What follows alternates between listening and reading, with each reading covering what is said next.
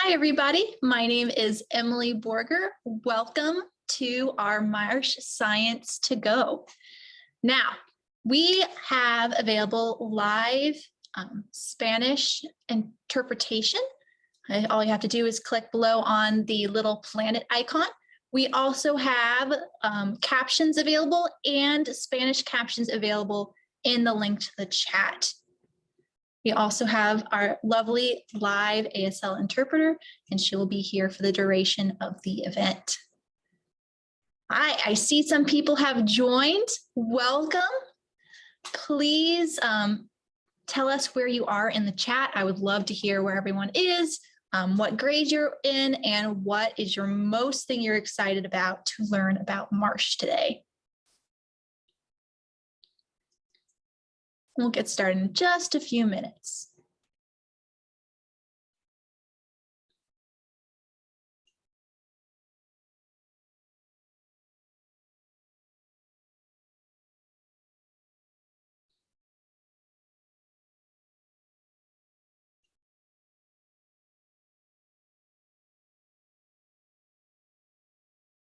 Ooh, another thing, how many of you were able to go to visit the plant science to go that we did last week? I'm actually curious to see how many people were able to do both.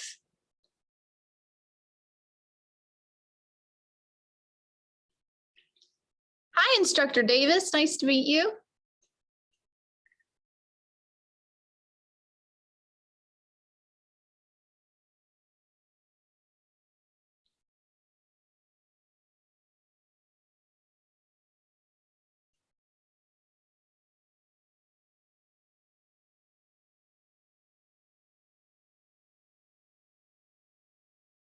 Another thing I need to mention is if you have any questions, feel free to ask them in the Q&A section of our webinar, and we'll be able to answer the questions at the end of the program. Hi, Dr. Gales. Nice to see you here. And for those who just joined, we have live Spanish interpretation available. All you have to do is click down on the globe icon at the bottom of the screen. We also have Spanish captions available, and the link is in the chat.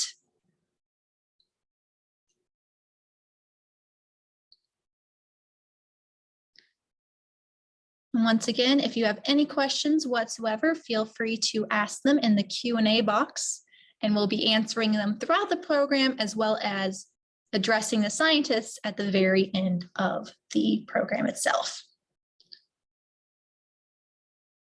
I'm going to wait a few more minutes to see if anyone else joins.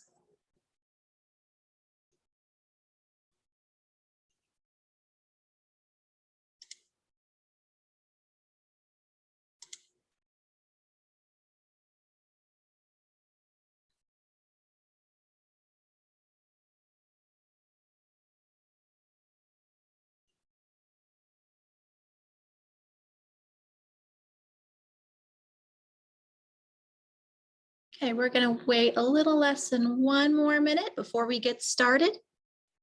Just as a reminder for everyone who's joining, welcome to our Marsh Science to Go. My name is Emily Borger, and if you're interested, we have live Spanish interpretation down below. All you have to do is click on the globe link, and we also have our ASL interpreter and English captions, in addition to Spanish captions that you can find in the link to the chat. If you have any questions, please feel free to use the Q&A box at any time during the program, and we'll do our best to answer your questions. With that being said, I think we're going to go ahead and start. Hi, everybody. Welcome to the Smithsonian Environmental Research Center, or SERC. Again, my name is Emily Borger, and I am super excited to get to talk to you today.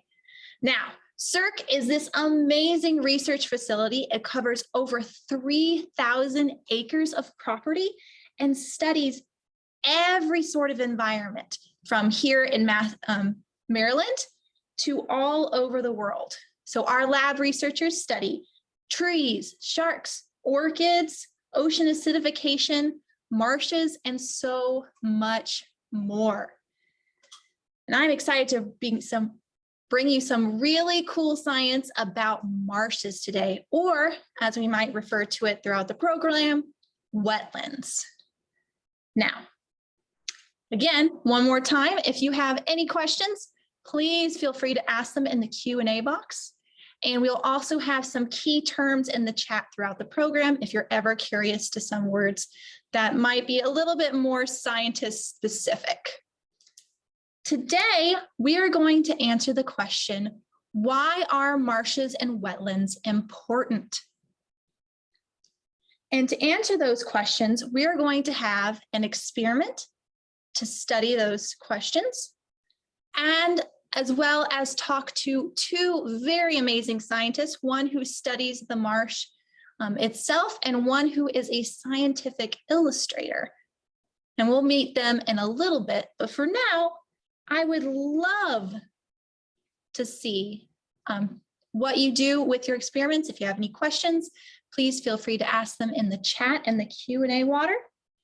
But we need to organize our experiments right now. So everyone should have a box in front of them, just like so. And the thing that just fell to the floor is a pencil sharpener. We probably don't need that, so hopefully I'm just going to leave that one on the floor. But as we take apart our box, because we're going to need the box itself for the experiment, you will have a box of pencils, 3 tea bags. And if you can't see this very well, I'm going to go ahead and throw up the document camera. So we're going to be able to see a close-up of what we are looking at. Awesome. So this is what you're going to need for the experiment today. So we have those 3 tea bags. We have a little thing of Play-Doh. Mine is sparkly blue. Riley, our hand model, is kind of a nice tan color. You may need these napkins, so have them handy.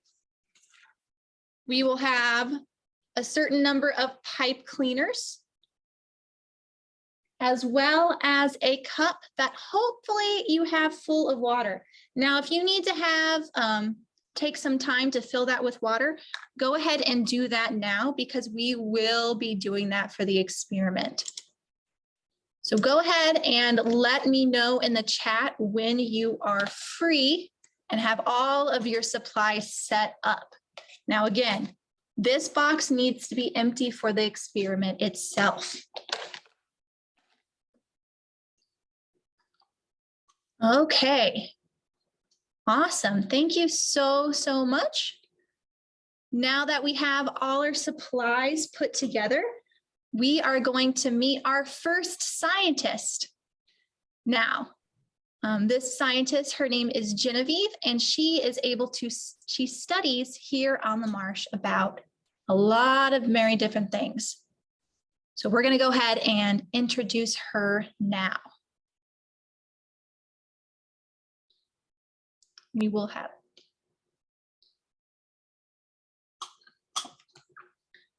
Hi everyone, welcome to the Smithsonian Environmental Research Center. I'm Genevieve Noyce and I'm a scientist in CERC's Biogeochemistry lab. So biogeochemistry sounds like it's something really complicated, but what it really means is that instead of studying just biology or just geology or just chemistry, in the lab we study all of those things together in our attempt to understand how ecosystems work. One of the things that we study in the biogeochemistry lab is coastal ecosystems, which include marshes, like this one you can see right here. And these coastal marshes exist at this boundary between where the water comes in from, in this case, an estuary off Chesapeake Bay, and the land. And they're providing this buffer between the water and the land. And what we in the biogeochemistry lab have been doing here for the past 30 years is trying to understand how this marsh is going to respond to future climate change. So this includes a variety of things.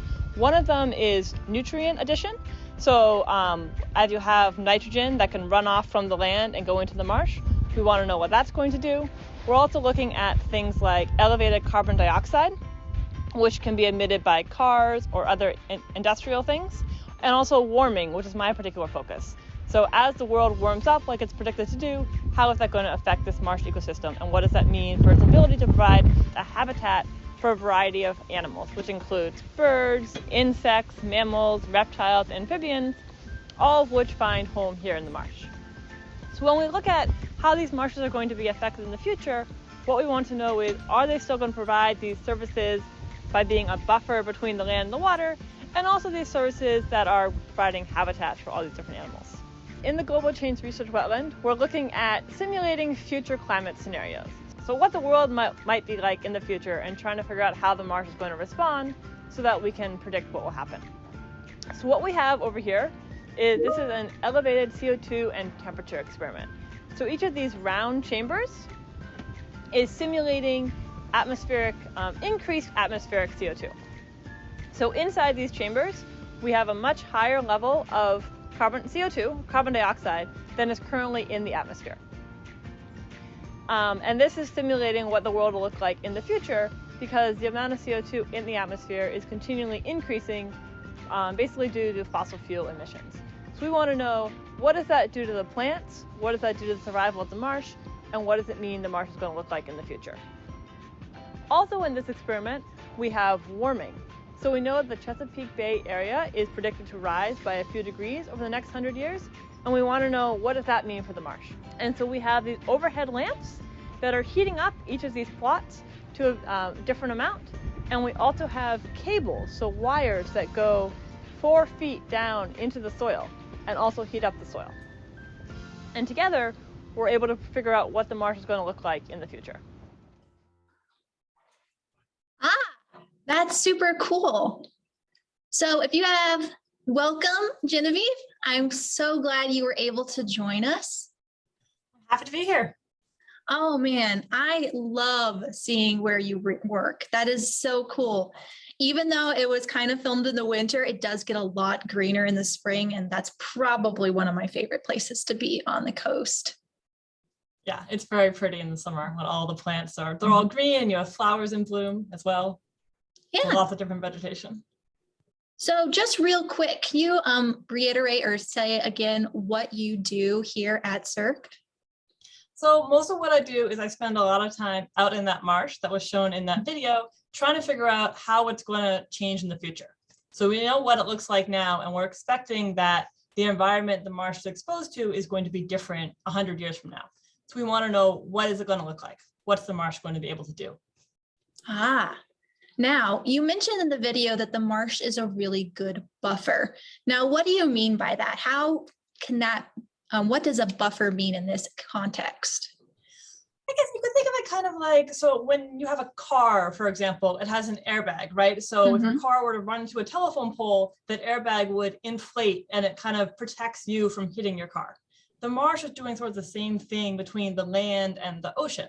So if you have a lot of waves coming in during a big storm, the marsh kind of absorbs all those waves and keeps them from hitting the land and maybe causing erosion or causing damages to property. Oh, that's really awesome. Does that work in the opposite way from things might come from the land to get into the ocean? It does. Yeah. So it's kind of like a filter in that aspect. Maybe think of it as like a coffee filter. So if you've ever made coffee, you put all your grounds into a filter, and when the water runs through it, all those grounds you don't want in your mouth stay there, and you just get a nice smooth drink at the bottom. So the marsh is kind of trapping anything that might come off the land and keeping it from being released out into the ocean, where it could harm all the marine life that lives out there. Oh, that's really cool. In fact, that is so cool that we are actually going to do an experiment based on the marsh filtration. Now, Genevieve, if you'd like to join us, feel free to, but we're going to do something called a model.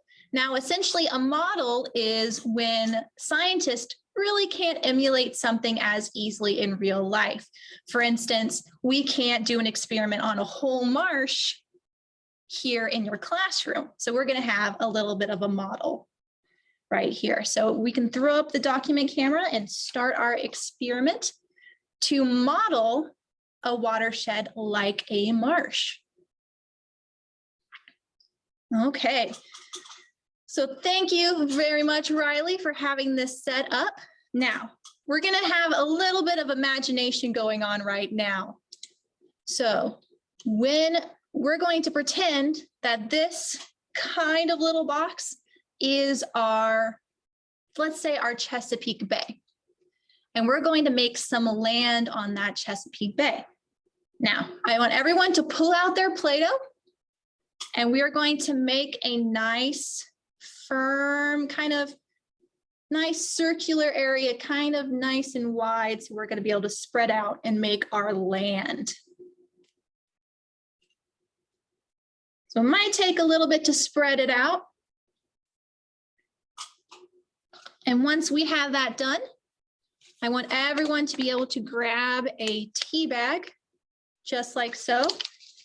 Take the tea bag out, and we're going to use these bags as kind of a ramp. Now, Riley has a different tea bag than I do, but it still is going to work because we want a little bit of a slope, because most of the land to the Chesapeake Bay has at least a little bit of a slope. It's not as much as it would be on like the west coast of the United States, but here there is some. So once we have that little bit wedged in the corner, we're going to take our land and drape it over into the Play-Doh, into our Chesapeake Bay. Now make sure when you do it to kind of squeeze it into the side so it doesn't fall into the cracks. Awesome. Now we have a shoreline.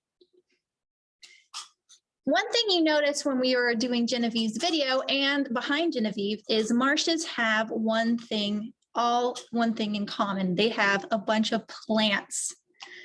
We're going to pretend this model is kind of a unhealthy shoreline. It doesn't have anything to help filter, or it doesn't have anything to kind of prevent the water from running straight into. So this can be our concrete, this can be like some stone, things like that. And to simulate kind of things that might run off the land into the ocean, we have our tea bags. So you should have another tea bag. We have up to 3, and we're going to tear that tea bag open.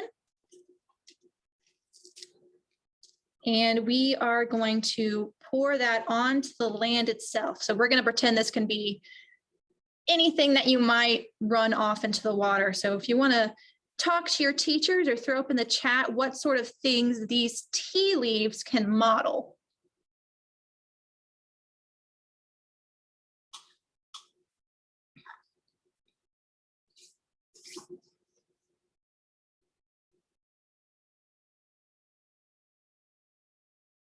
I would love hearing your discussions. And if you have discussions you'd like to share with the chat, please do. It is very exciting.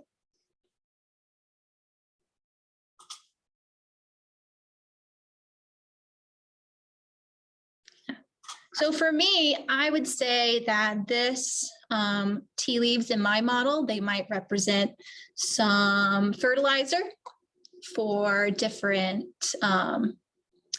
it could just represent soil particles. It could be oil off of cars that might run off, and when it rains, stones and gravel, absolutely. So speaking of rain, we have our cup that's half full of water, and we're going to have some, fancy word, precipitation or rain. We're going to have some rain, and we're just going to use a little bit and pour that onto the land and see what happens to all of the runoff and all of the pollution that might go into the water. So what happened? Throw that up in the chat. What happened to all of the particles?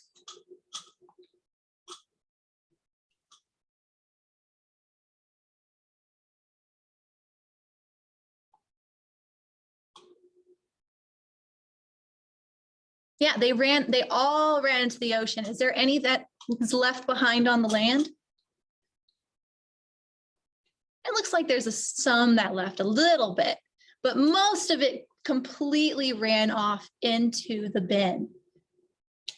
And that's what happens when we don't have that nice filtration or buffer of a wetland or marsh.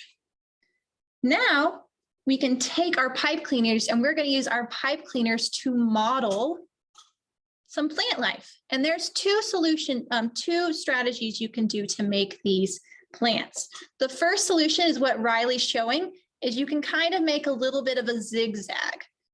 So if you fold those into a zigzag to kind of simulate or model what a plant might do. And another solution we could do, and that might be a little bit quicker, is you can take one and you can actually just wrap it around your finger to make a little bit of a spiral.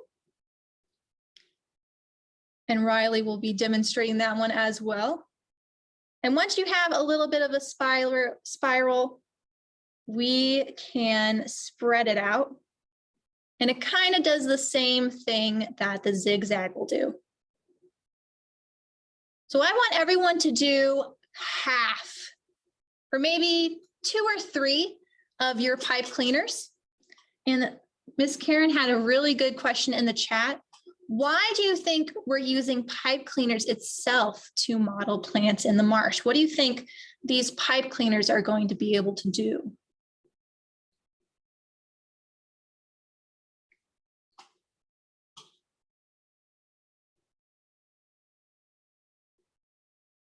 Yeah, they can act as a buffer or stabilize, possibly. We'll have to see. Now, once you have 2 or 3 of the pipe clean plant model, I want you to be able to lay them down kind of around our land as a barrier between the ocean or the Chesapeake Bay and the land itself. Yeah, and we're going to do the same thing. So as we're setting up, everyone let me know when you're ready.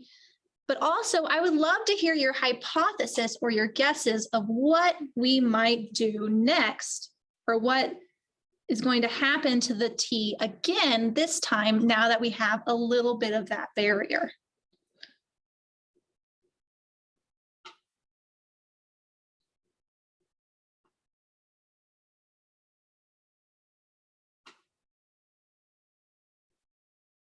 What do you think is going to happen now?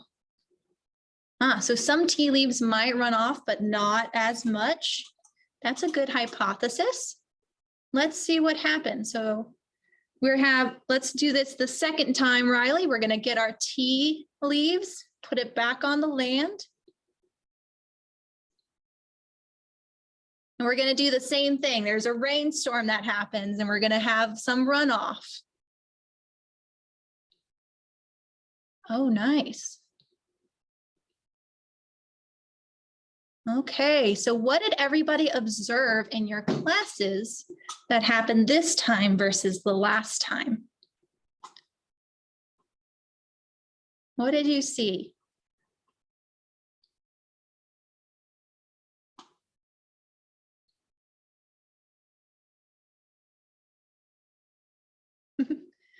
Yeah, some of them still went through into the Chesapeake Bay, but most of it actually stayed behind, which is really, really cool.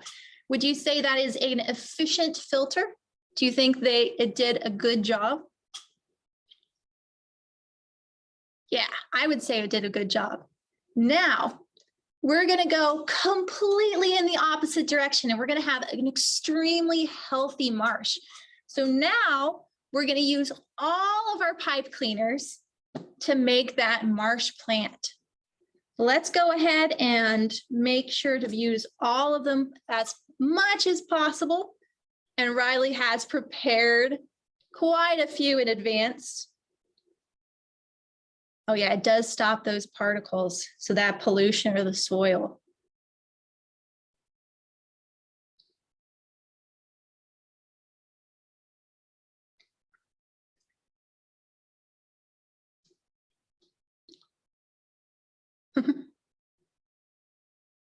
Yeah, you can see there's a ton more of these plants that there are from our very beginning. So let's do this experiment one more time. And if you want, if you have any extra water, you might want to leave that in the Chesapeake Bay itself. But we're going to do this one more time. Put those tea bags in, our tea leaves into our land. And we're going to have one last rainstorm just to see what happens. What do you think is going to happen, everybody?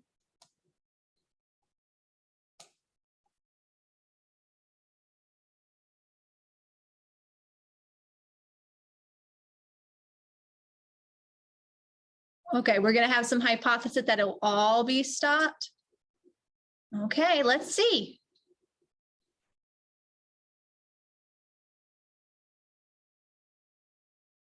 Look at that. That is so cool. Thank you so much, Riley, for helping us model this experiment. But as you can see, Riley's land, none of it left. It was all filtered out and protected. The Chesapeake Bay was protected from all of those tea particles by our plants. Oh man, okay.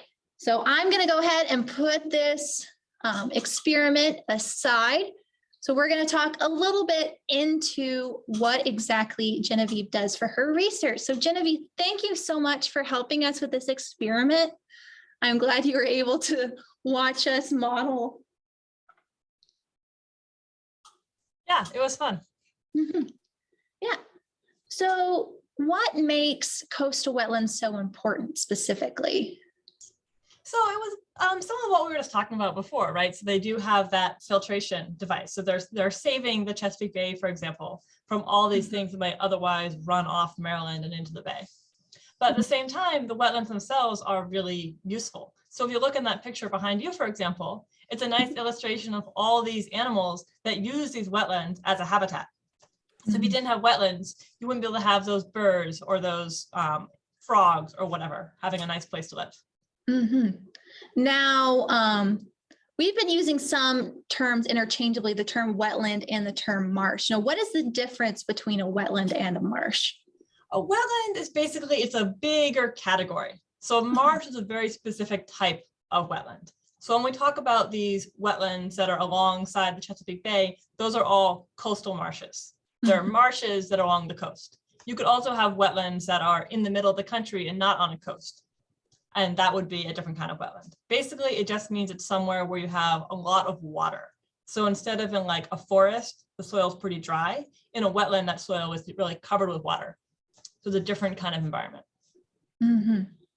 Now, how is the future of our coastal wetlands being threatened? I know you're studying something along those lines. Yeah, it's kind of twofold, right? It's sort of natural things that are occurring or human caused. But for example, like I said, the marshes, they're between the land and the sea.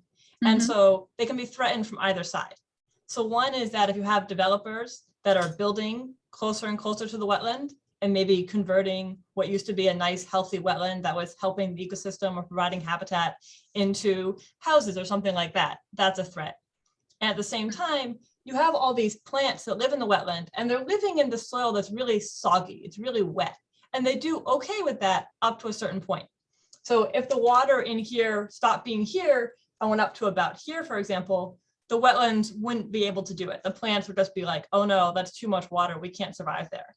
So sea level rise means that basically the oceans are kind of getting higher and higher due to global climate change. So if that water level that comes into the marsh is too high, the plants just aren't gonna be able to make it and they drown basically.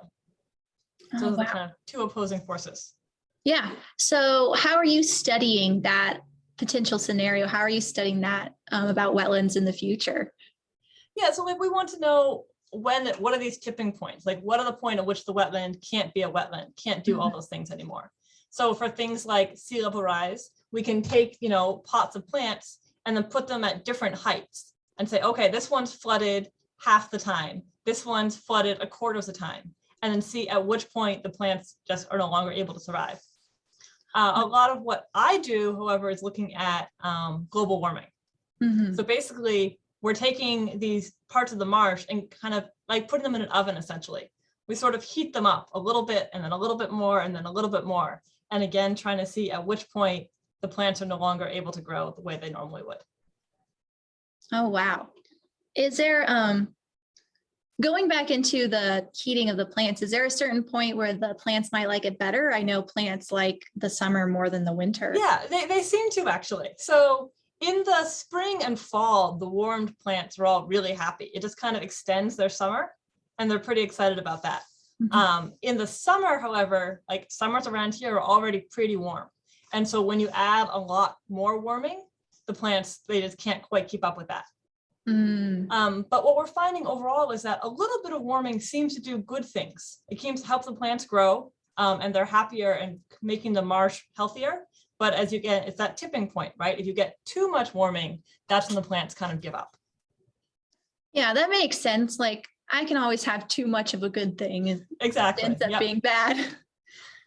Yeah, so wetlands are super, super important, and they are kind of on a balance scale. I'd like, would love to say, what can I do personally to help protect our coastal wetlands if they're that important? Yeah, I mean, it's a lot of things you can do to protect sort of any kind of ecosystem, right? So one thing is there's this buffer between the land and the water. You can help reduce the things that are running off into the land, for example. So like the more the litter that's around, that's more things that could be harmful to the wetland that would run off into it. But other things, just like they're threatened by climate change. So anything we can do to reduce that, which means things like reuse stuff. So one example is like you bring your lunch to school every day. Maybe try and bring your lunch to school in things that you can use for each day instead of throwing them out at the end of the day. If you have toys at home that you've outgrown, maybe you pass them down to a neighbor or a little sibling instead of just throwing them out and just adding more trash. Other things that I'm always telling my kids to do is like turn off the lights when you leave a room. You don't need to have all the lights in all the house on when you're actually only in the downstairs, for example. Yeah, one funny thing that happens to me at home is I tend to turn on the lights a little, off the lights a little bit too much. So my roommates will come in and I'd be sitting in the dark. But it's helpful, and it's saving electricity, which also, like, honestly, it helps reduce my electric bill in the long run. So it's good all around. Yeah, and even with lunch boxes, it also like is less expensive in the long run. Plus, there's so many cool lunchbox designs. Man, there's some that I wish I had, even though they're very small.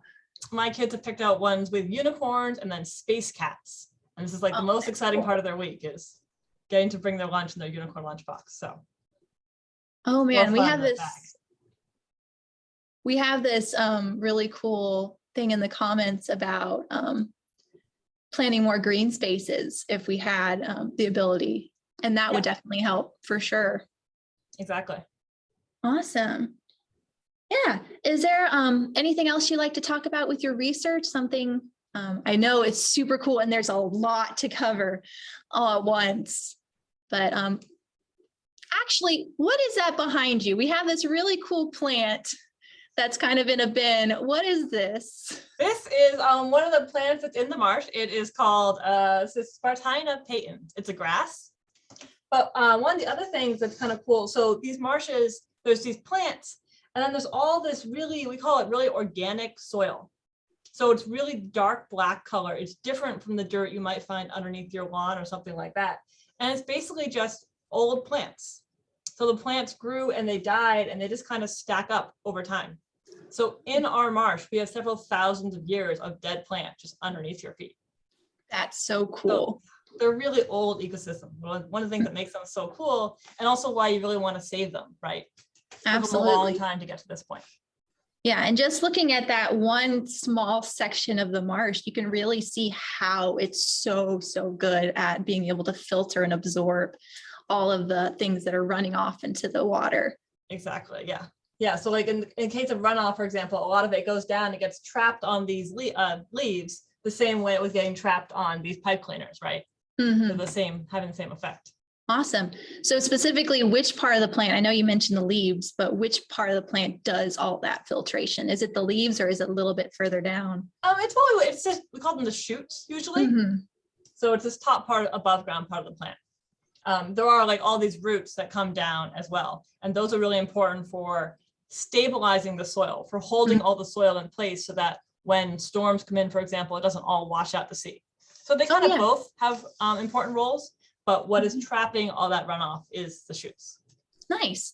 And with the roots, I know one of our commentators mentioned that it could our model could be soil. So those roots do hold in the soil as well as the shoots holding. Just the whole plant. It's just a really cool plant. It's all important. Yeah. I mean, one of the things that I study with my research is like with warming, for example, does it affect the shoots or the roots? And does it affect the ratio between them? These are all things that are going to alter how the wetland is able to survive in the future. Yeah, and Zena mentioned that the roots seem just as important as the shoots and the leaves. And absolutely, the whole part of the whole plant system is extremely important. Exactly, yeah. Yeah. And this is just one of the types of plants in the marsh. So we have a lot of different types, and they all look really different. So yeah. Thank you so much for being able to talk with us today, Genevieve. We're going to go ahead and transition to our next thing. I know you are a researcher who studies in the marsh, but our next scientist is actually a similar type of researcher, but she is what we call a scientific illustrator who actually records some of the plants that we might find in the marsh, all the different plants that we find. Oh, hi, Alice. Nice to see you. Hi, Emily. I'm here in my office at Smithsonian. Oh, awesome. Are you, so you're not here at CERC, you're actually in DC right now? Yes, I'm in DC. I'm right on the mall in the National Museum of Natural History. Oh, wow. I need to get over there. I know I'm in Maryland, so close. But Alice, what exactly is scientific illustration? Well, scientific illustration is the very detailed and accurate drawing of nature subjects. And they could be animals, plants, minerals, anything in nature. But a scientific illustrator draws exactly what that object looks like. Oh, You don't make up anything. So I'm a botanical illustrator, and my specialty is drawing plants. Oh, that's really amazing. Now, this is for our students here. I want you to think throughout all of Alice's part of the process.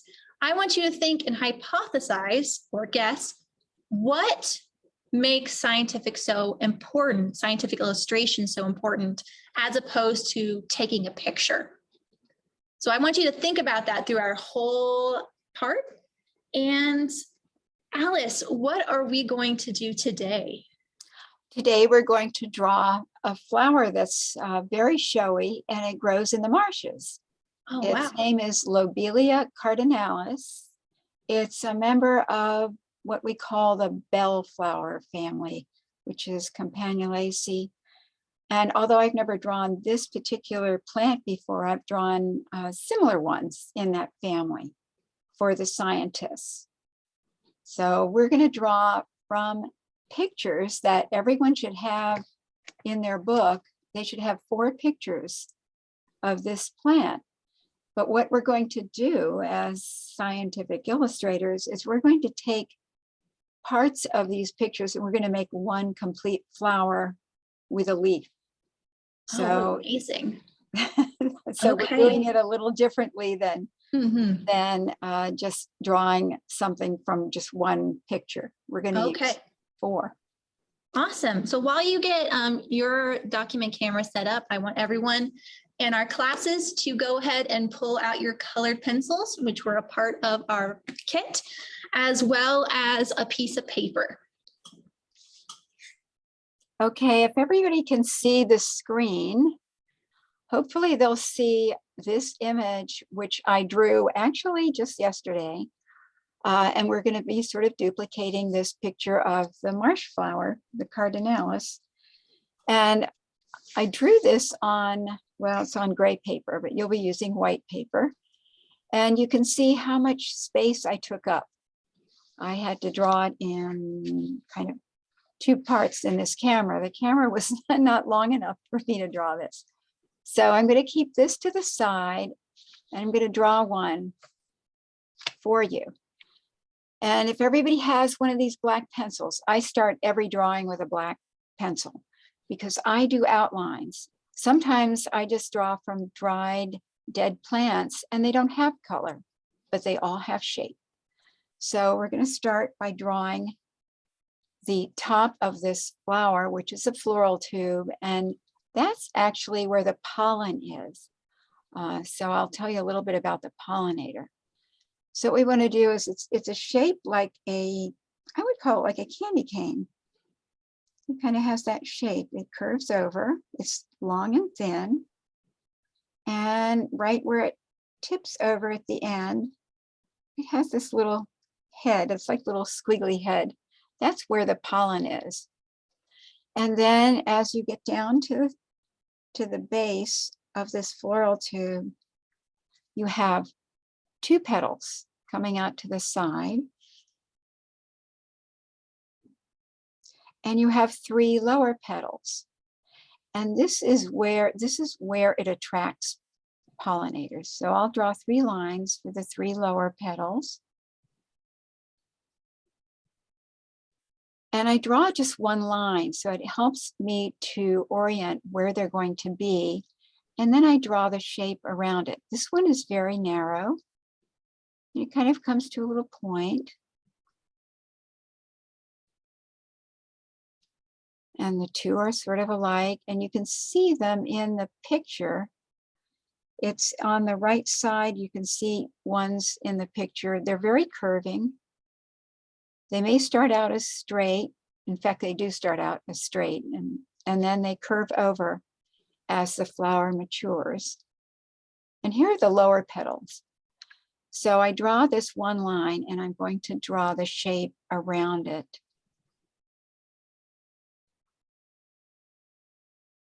It's kind of a teardrop shape. So there's 3.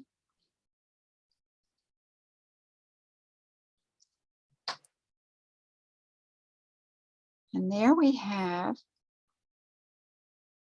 the shape of the flower, and you can see it in the picture on the left. Now in the picture on the right, which is a close-up of the flower, you can see a little bit better the detail in this, what we call the pollen or the anther of the flower.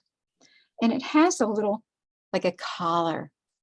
And this is the little floral tube, which protects this part as it comes out. And also it's an attractant. Now, you might say, what pollinates this flower? Because look at this long tube, and then it continues down here. This is all one tube. Mm-hmm. And then we have this part where everything comes together. We call it the calyx. It's where the bud starts. It kind of protects the bud. And you can see that in the picture on the right. This is green, and it has 5 very thin and pointed lobes. And then there's the stem that takes it to the main stem of the inflorescence. And Alice, as you're drawing, I would love to hear a little bit about how you got to this position. Like, for instance, I am not a professional artist, and I'm sure everyone also sitting here, you are so amazing. And how long did it take you to get all of these artist skills? How did you get to that point? Well, that's very interesting, because I really consider myself an artist first, but I'm also kind of a scientist. And I started out by drawing when I was very young, when I was in elementary school. I just loved to draw objects in nature. So I would draw flowers. I drew a lot of animals, probably a lot of animals and birds, even people's pets. And so I stayed with that interest, and I went to college. All through those years, I was drawing in art classes. And when I graduated, I applied for a job here at the museum. And I had been working during the summer, drawing for one of the scientists, and they hired me. And I can tell you, it was like the job that I just really wanted. Here I was being paid to do something I truly love, which was drawing. And it's drawing plants, which I also love. So I get to combine, 2 of my favorite pastimes is drawing both nature objects and drawing for an audience that gets published in books. So my drawings go into publications, which you would see them in scientific journals. You might see them in nature books, things like that. That's really awesome. Now, since we've seen your drawing for a little bit and everyone was kind of thinking about why scientific illustration is so important, I would love the students to go ahead and put your hypotheses in the chat. And while we're putting the hypotheses in the chat, Alice, is drawing the only thing you do at the Smithsonian, or do you have other responsibilities? Well, I'm not just an artist. I actually take care of a collection of botanical art, which is here at our museum. And some of this art goes way back. Some of the oldest pictures are 200 years old. And my job is to what we call curating. We write down all of the important information about the drawing, the name of the plant that is drawn, the artist, the year it was drawn, all of these, I would say, pieces of information, and that will go into a website, which you can actually see if you go to the Smithsonian Museum of Natural History and go to the botany website. My artwork is under botanical illustrations, but it's not just my artwork. It's all of this other artwork that I have curated over the past 30 years. Oh, wow, that's really amazing. Now, we've seen some really good hypothesis in the chat of why scientific illustration is so important, and not, photos just quite don't cut it all the time. So Juliana says that you can see the plant from a different perspective. Yes. And Alex mentioned that you can get a better understanding of what it looks like and how it works. So Alice, why is scientific illustration so important? Well, actually, they are really hitting the right points. The way a botanist wants an illustrator to draw, you really have to be an interpreter. So it's like I was interpreting images of 4 different pictures, or they could be 20 pictures. But as an artist, I take that information and put it together in one picture, which tells the scientist how that plant looks, all of the details. And in many cases, it can be a new species, never before described by scientists. And it has to be really detailed, because my drawing will tell the audience what that plant looks like. So I have a big job to do that. Oh, absolutely. And that job will probably be around for a very, very long time. Yes. Botanical illustration, you realize, has been going on for, well, thousands, let's say thousands of years. But really, some of the earliest published drawings went back to, I think, 1200, where they were actually published in books. So there's a very long tradition of doing this kind of work. So I feel like I have a big responsibility here. Absolutely. And thank you so much for being able to share just a little bit about what you're able to do throughout your day and throughout your career here at the Smithsonian. So unfortunately, that is the end of our program, but we're going to be able to pull Genevieve back. And Alice, if you have any questions, this is the time to ask them. So I'm going to pull it over to Karen, who is holding on to those questions and kind of. So one of the questions we had earlier was, what kind of changes do you see after storms like the one in October, and how did that affect the marsh? Well, actually, one of the really cool things about the marsh out here is that it's really resilient, by which I mean that it's really well at adapting, really good at adapting. So things like we had this major storm and all of a sudden the water was a couple days, was 3 or 4 feet higher than it normally is. So these plants were completely covered in water, like way above the tops of their stems. And then once the water went down, the marsh was still there. It was still functioning the same way it usually does. So they're really good at adapting to kind of short-term extreme events like that. Okay, excellent. And Genevieve, this is another question for you. What type of plants can live in a marsh? Why don't all plants live in a marsh? Yeah, it's a really good question. So a marsh, it's actually not the best kind of place to live. So your roots need oxygen. So oxygen is one of the things that's in the air that we breathe, right? We all need oxygen. So do plant roots. And when the plants are living in this soil that's full of water, there's no oxygen in there. So only some plants are adapted to doing that. So they've adjusted. And basically what they're able to do is bring oxygen from the atmosphere down through their stems and to their roots, so the roots can survive. And even within the marsh, we have some plants are better at that than others.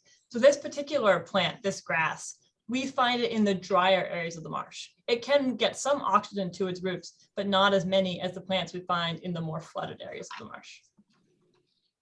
Excellent. Thank you so much. And I had a couple of questions come in for Alice. Alice, how long does it take you to make an illustration, and what happens if you mess up? Oh gosh. Well, one of the things that I've learned is how to fix mistakes, because it's not often that you can get something exactly right the first time, because you're looking at plants, and a lot of my plants are dried and pressed, so they aren't in great condition. So sometimes when I draw something, I see it one way, and I work with a scientist. The scientist may see it another way. So when I'm drawing, I do use the traditional materials, which we call like pen and ink on paper or drafting film. I use a lot of drafting film. And I scan the drawing. If I have to change it, I use digital. Just the way everybody uses an iPad, I have a very large drawing monitor. And then I project the drawing that I've just done by hand in pen and ink on this screen, and I make my changes there. So I use what I call the computer method, but I also use my hand drawing method. So I can make all kinds of corrections and changes now. Okay, that's great. And you answered one of the questions about, do you do digital drawings as well? Yes, I am doing digital drawings. I did this one by hand, and that's how I've always drawn in the past. But I do a lot of digital now because I have a really nice computer setup and a very large monitor on which I can draw. It's like a really big, giant iPad. And here's another question. If you're a kid and you wanted to start out and be a botanical illustrator like you, Alice, what would you do to start? You know, and I think the way I started was kind of the way I see a lot of kids starting that end up being in this field. They always say, I just love to take something from nature and draw it really exactly the way it looked. And sometimes that's really hard because you really have to use your eyes and your hands to draw what you're seeing. And the more you understand what you're drawing, the better it is for making that illustration. So I work very closely with scientists and ask lots of questions about the plants I'm drawing, so I understand them even before I start drawing them. Excellent. Well, I have two more. One's for Genevieve in just a moment, but Alex did want to know what program you use for digital illustration. Well, the program we use here we use Adobe because that's the program we're given. But I use Adobe Photoshop because it has the ability to do a lot of layers where I can make changes a little bit at a time. And the nice thing is, you can erase it by just taking off a layer. So it's not like taking an eraser like this one and having to erase your drawing out. You simply, subtract what you don't want, or you can use the eraser in Photoshop. So I use Photoshop, I would say most of the time. Sometimes I might use Adobe Illustrator for doing maps. I also do maps and graphs. So I use all of the different Adobe products. That's great. And I do know that they offer student discounts. So if kids want to get into it, there are versions that are cheaper for kids, which is Yes, great. there are. And I've had so many students come in here and tell me, oh, I use, there's a lot of different, we call them Adobe clones because they are like Adobe, but they don't make you buy the whole license. You can just use the one program. Oh yeah, there's a lot of free versions as well. All right. And Genevieve, I'm going to throw the same question to you. Is if I was a kid and I wanted to get into studying plants and marshes and helping our planet, what would I do? How would you suggest going about it? Oh, that's a good question. So I guess I would say one of the things you can do is figure out like where these ecosystems are around you and if there's ways that you can go visit them. So a lot of the parks in our area, some of them have programs we can go learn about what's going on there. You can come out here to CERC and see our marshes out here. Or even just like, you can read a lot of books. You can go outside and look at things around you and just kind of start thinking about how they all interact. So what I would say biogeochemistry is just looking at how the plants interact with the soil, interact with, the environment around them. So start thinking about that and what kind of questions you're interested in. And then you can go to your library or ask your teacher and start looking up resources like books, etc., that can help you understand that. Oh, Excellent. And do we have time for one more, Miss Emily? Possibly. Okay, I'll make We it have quick. one more thing to do before we all log off. And then Genevieve and Alice, maybe you can both answer this. Is it possible to be an artist and a scientist at the same time? Yeah. Yes. Yes, that's kind of, it's kind of what I'm doing is I call myself an artist, but I'm specifically a botanical illustrator, but I've also become a scientist by virtue of learning from the scientists here at the museum. I'll say I'm a scientist first, but when I give talks or presentations to people, I use photos, which are a kind of art. And if I had the drawing skills that Alice had, or if I practiced at it, then I could then do illustrations that would illustrate the same kind of scientific concepts and results. And I am a scientist and I crochet for fun. So I make little stuffed animals. Well, thank you so much, Genevieve and Alice, for coming over today. I had such a fun time, and I'm sure our students did as well. Now, we do a lot of research here at the Smithsonian, and we talked a little bit about what you two do for research, but I have one more person who is actually doing a project research on education programs. So I'm going to pull it over to Lexi. Hi, Lexi. Hi, everyone. Thank you again so much, Genevieve and Alice, for joining us. I'm just going to ask the students to log off right now. I am going to pitch to the teachers. So students, if you could just log off, thank you so much for coming. We hope you enjoyed the program and learned a lot. I have some really bad illustration pictures. Oh, you can't see. I'm not a drawer. Well, yeah. But it was fun. I love it. So hi teachers. I am a graduate student at the University of Miami, and I also just on Friday finished interning with CERC.